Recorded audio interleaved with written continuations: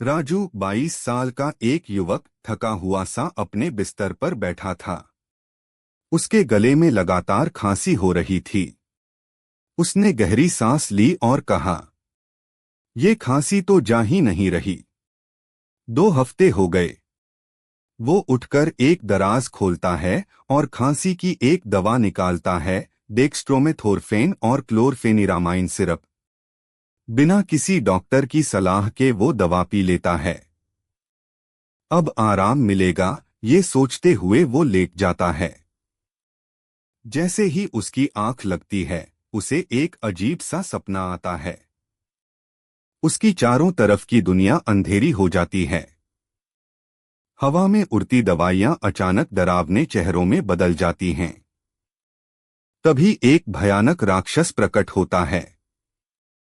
उसके माथे पर लिखा होता है, साइड इफेक्ट्स। उसकी गूंजती हुई आवाज आती है, बिना सलाह के दवा ली है, अब भुगतो इसके साइड इफेक्ट्स। राजू डरकर भागने लगता है। पीछे पीछे आवाजें आती हैं। नींद, चक्कर, सूखा मुंह। राजू हड़बड़ाकर नींद से जागता है। उसका माथा पसीने से भीगा होता है। वो लड़खड़ाता हुआ बिस्तर से उठता है। तभी उसकी माँ दौड़कर आती हैं और घबराई आवाज में पूछती हैं, बेटा क्या हुआ? तबीयत तो ठीक है। राजू धीरे से कहता है, माँ, वो खांसी की दवा ले ली थी। बहुत अजीब सपना आया और अब सिर घूम रहा है। माँ ने उसे डांटते हुए कहा, बिना डॉक्टर से पूछे दवा क्यों खाई? अगले दिन माँ राजू को डॉक्टर शर्मा के पास लेकर जाती हैं। डॉक्टर शांत स्वर में कहते हैं, हर खांसी की दवा एक जैसी नहीं होती। सूखी खांसी और बलगम वाली खांसी का इलाज अलग होता है। और कई दवाओं में नींद लाने वाले तत्व होते हैं जो छात्रों, ड्राइवरों और कई मरीजों के लिए सही नहीं होते।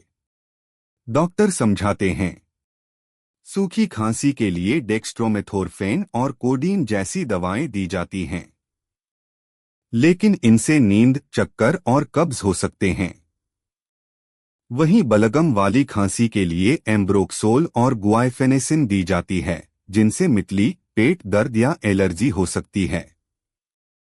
फिर डॉक्टर चेतावनी देते हैं, गर्भवती महिलाएं, छोटे बच्चे, अस्थमा के रोगी और जो वाहन चलाते हैं, उन्हें बिना सलाह के ये दवाएं नहीं लेनी चाहिए। राजू डॉक्टर की बातों को ध्यान से सुनता है और मुस्कुराते हुए कहता है, अब से दवा डॉक्टर से पूछकर ही लूंगा। पार्श्व में हल्का प्रेरणादायक संगीत बजता है और आवाज गूंजती है।